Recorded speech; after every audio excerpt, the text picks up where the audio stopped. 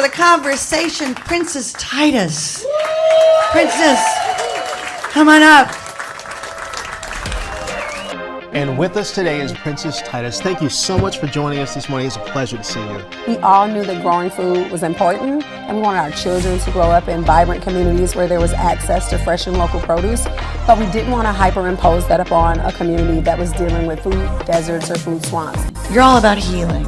It's all about healing. And what I love, you said healing and winning.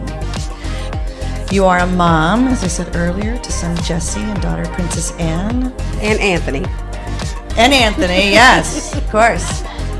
You are a life coach, a counselor, a spoken word artist, a writer.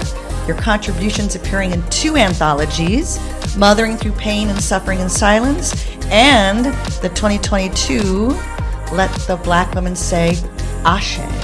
You mentioned at one point, you said, I'm a refugee from Chicago.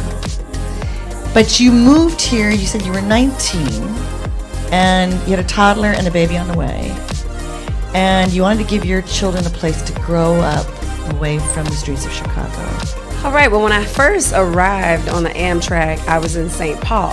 Yeah. And then I looked for housing and was told that I could not live in St. Paul, that I should live in North Minneapolis because I was from Chicago. And I moved to North Minneapolis and I found housing. I got my GED within 8 months. I've been off of public assistance ever since.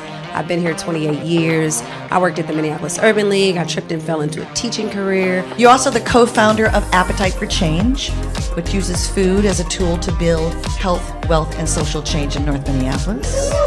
Yes. This nonprofit was honored at the 2023 Martin Luther King Jr. Breakfast. You're also the co-founder of Standard Edition Women, which is all about creating a culture of celebrating the health and safety of families. That healing retreat this June that we're highlighting tonight for young people who've been impacted by the circle of gun violence is exactly the mission of Standard Edition Women. You are also a survivor of gun violence. Your son Anthony was killed by a bullet meant for somebody else in 2010. And since then you have dedicated yourself beautifully to helping other families heal from the effects of this type of trauma. I truly feel like my gift, my purpose to be here, and it won't make losing Anthony's life mean anything if I don't do anything with it. Hey, Princess Titus from Standard Edition Women and the Standard Edition Women.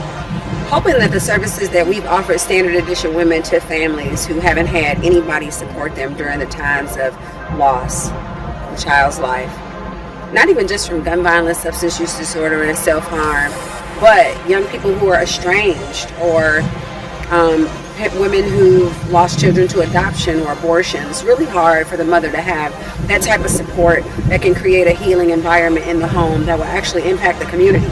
And then we have people who provide services to these women who are struggling to do healing of their own. So we want to create a social enterprise model where what we offer to the community free of charge can be offered to organizations who need to prioritize their staff, who offer these services to the community to support them during these times of trauma and transition.